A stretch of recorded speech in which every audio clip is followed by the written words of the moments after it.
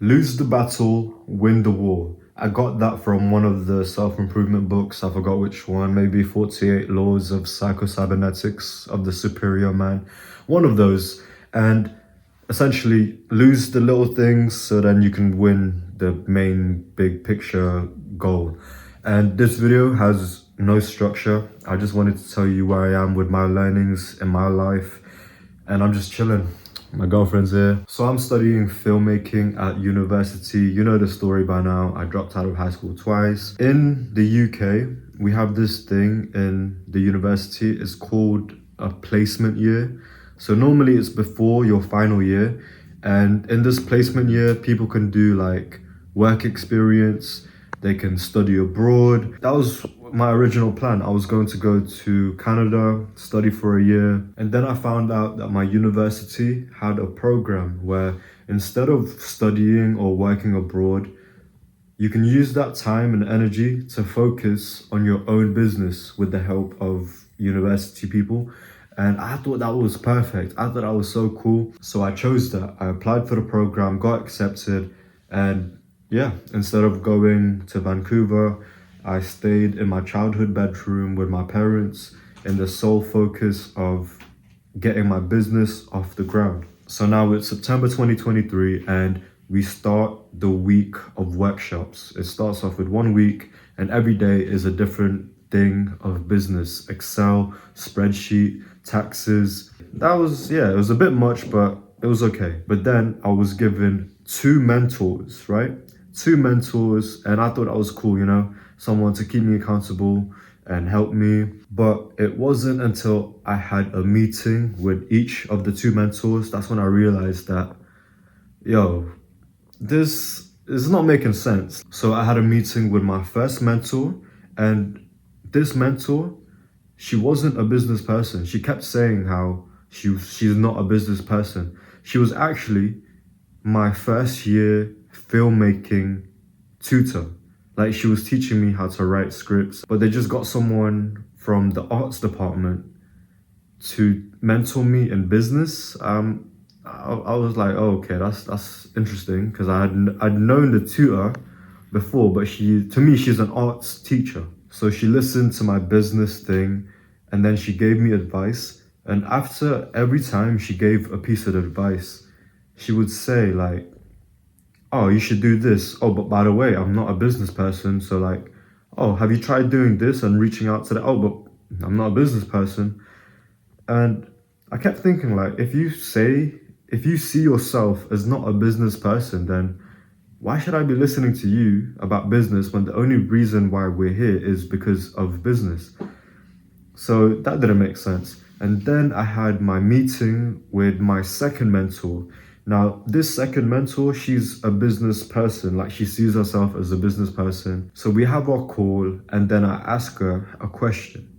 I ask her, when was your best year of business? And her answer was like, I didn't want to be rude, but I was kind of like disgusted when like she said this. She said her best year of business was in 2012 because the government had a lot of money back then. Bro, I'm like, okay, your best year was over 10 years ago, and it was because of something out of your control, the government. But you know, I wasn't trying to be rude, so I smiled because I read that book, How to Win Friends and Influence People. And yeah, that's when I realized like, yo, this doesn't add up, this doesn't make sense.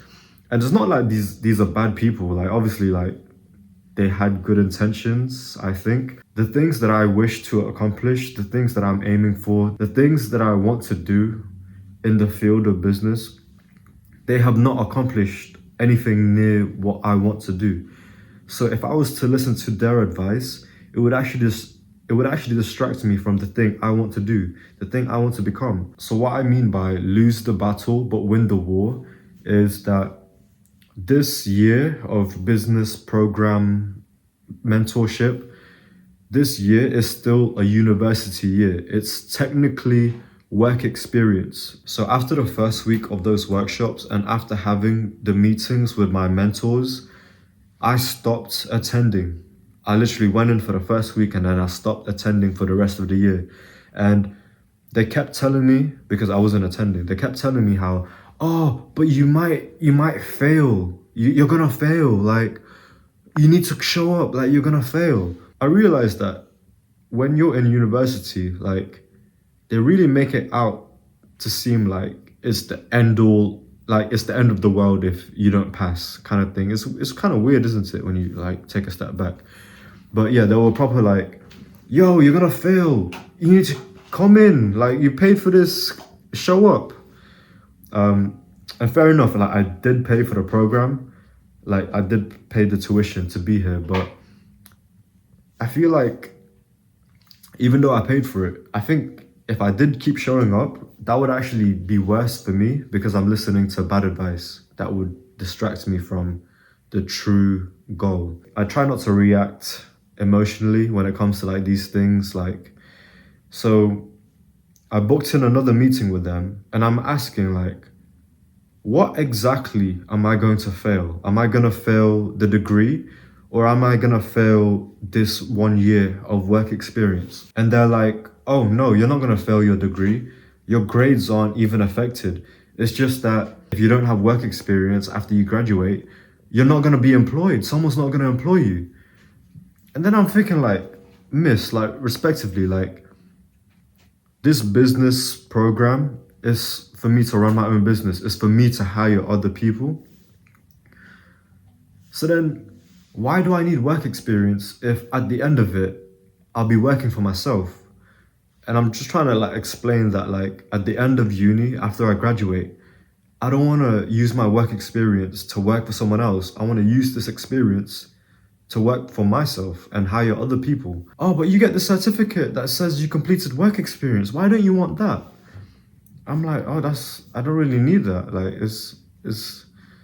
and again, she didn't really understand it. So I stopped explaining and I carried on with my smiling, how to win friends and influence people type bullshit. But yeah, this is when I realized like, okay, I may lose the battle, lose this work experience year, which then means that I don't have the work experience for then someone to hire me because that's not my goal. I want to work for myself. So yeah, I failed this year of work experience, but I feel like, and again, I could be wrong with all of this, but I feel like it's best for me is to not attend those workshops from people whose business lives I didn't want. We'll see if the choice I made was a good one.